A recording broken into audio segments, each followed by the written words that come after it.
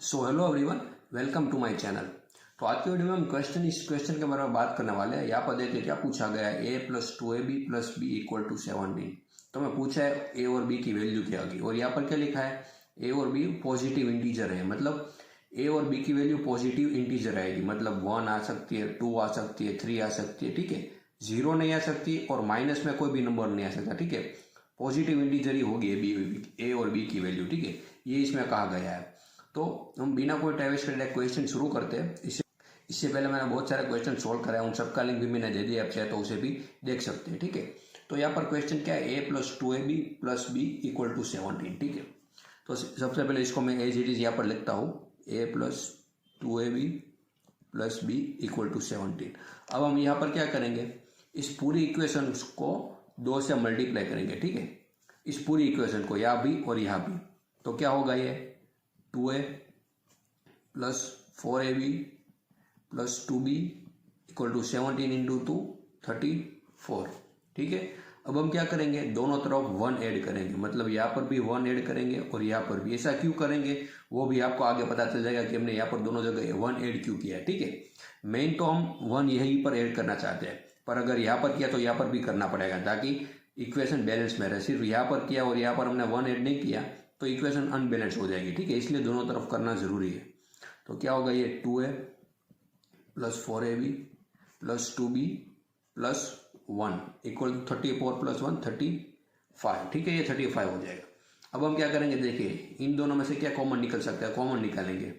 यहाँ पर 2a, यहाँ पर 4ab, तो दोनों में से 2a कॉमन निकलेगा, ठीक है। तो इसमें से अगर 2a कॉमन निकला तो यहाँ पर बचा 1 प्लस इस 4ab से 2a निकाला तो यहाँ पर बचेगा 2 और b, ठीक है। अब इन दोनों में से देखिए, इन दोनों में से क्या हम कुछ कॉमन निकाल सकते हैं, नहीं निकाल सकते, तो निकलेगा सिर्फ 1 कॉमन, ठीक है।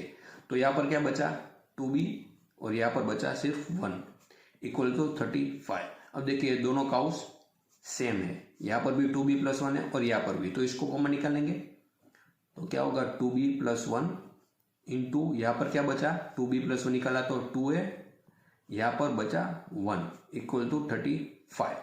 तो अब आपको समझ में हमने यहाँ पर 1 क्यों ऐड किया। इस पूरी इक्वेशन को सोल्व करने के लिए, इसे काउस के फॉर्म में लाने के लिए, मल्टीप्लिकेशन के फॉर्म में लाने के लिए हमने यहाँ पर दोनों तरफ 1 1 ऐड किया, ठीक है। और भी बहुत सारी मेथड है जिससे आप इस क्वेश्चन को सोल्व कर सकते हो, ये उसमें से एक मेथड है और ये बहुत ईजी भी मेथड पड़ेगी, इसलिए मैंने ये मेथड चूज की, ठीक है। 2b plus 1 into 2a plus 1 equal to 35। अब यहाँ पर देखिए मैंने क्या कहा है, a और b दोनों पॉजिटिव इंटीजर है, मतलब इसकी मिनिमम वैल्यू a और b की 1 हो सकती है, ठीक है। इससे तो कम नहीं हो सकती, ठीक है। तो यहाँ पर अगर 1 पुट करें हम, 2 इंटू 1 2 प्लस 1, मतलब इसकी मिनिमम वैल्यू 3 हो सकती है, इस पूरे काउस की वैल्यू। वैसे ही यहाँ पर भी 3 हो सकती है, क्योंकि a की वैल्यू मिनिमम 1 हो सकती है, तो दोनों की वैल्यू मिनिमम 3 हो सकती है, दोनों की वैल्यू, ठीक है। 3 हो सकती है या फिर 3 से बड़ी हो सकती है, तो ग्रेटर देन और इक्वल टू 3। इससे कम तो दोनों में से किसी की वैल्यू आने वाली नहीं है। तो यहाँ पर देखिए 35 है, तो ऐसे कौन से दो नंबर होंगे जिसका मल्टीप्लीकेशन 35 होता है। एक तो देखिए नंबर होता है 35 इंटू 1, तो क्या ये दो नंबर हम ले सकते हैं, नहीं ले सकते। क्यों, क्योंकि ये तो 3 से बड़ा है, लेकिन ये देखिए वो 3 से छोटा है, ये पॉसिबल नहीं हो सकता, तो ये नंबर तो नहीं आ सकता। दूसरे दो नंबर कौन से है, 7 इंटू 5 35 होता है, राइट।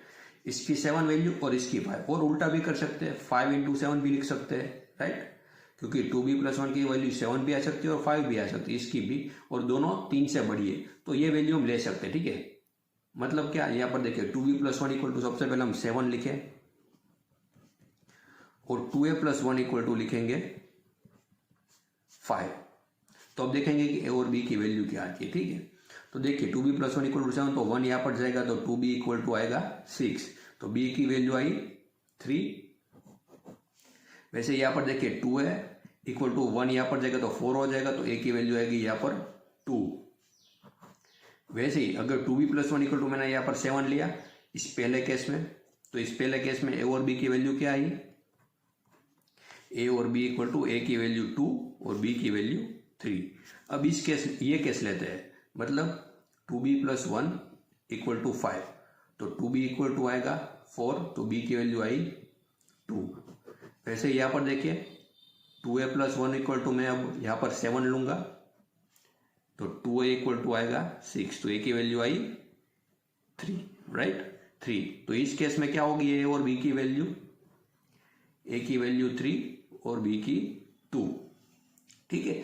तो देखिए हमें दो केस मिले, ए और बी की वैल्यू ये दोनों पॉसिबल है, ठीक है। ए की वैल्यू 2 भी हो सकती है और 3 भी, बी की वैल्यू भी 3 हो सकती है और 2, तो ये हमारा आंसर होगा। हम यहाँ पर 2 और 3 इस इक्वेशन में पुट करेंगे तो 17 आंसर आ सकता है ए और बी। और ऐसा क्यों हुआ, क्योंकि हमें यहाँ पर भी पता चल जाए, देखिए ये सिमेट्री है, मतलब ए बी और 2ab।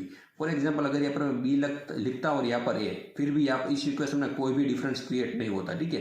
तो इसको सिमेट्री कहते हैं। जब भी सिमेट्री होगी तो उसका आंसर ऐसे ही आएगा, या तो एक 2 हो सकता है या 3, या फिर दूसरा 3 और दूसरा 2 हो सकता है, ठीक है।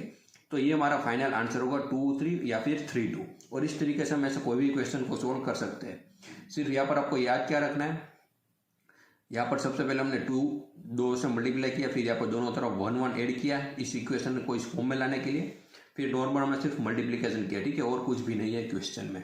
तो आई एम श्योर आपको यह पूरा वीडियो समझ में आया। अगर कोई भी क्वेश्चन है तो आप मुझे कमेंट कर सकते हैं, मैं आपको आंसर दूंगा। और भी मैंने इसे बहुत सारे क्वेश्चन सोल्व कराए हैं, उन सब का लिंक मैंने डिस्क्रिप्शन में दे दिया है, आप चाहे तो उसे भी देख सकते हैं। सो अगर आपको ये वीडियो पसंद है तो वीडियो को लाइक कर सकते हैं, चैनल को भी सब्सक्राइब कर सकते हैं। And thank you so much for watching this video.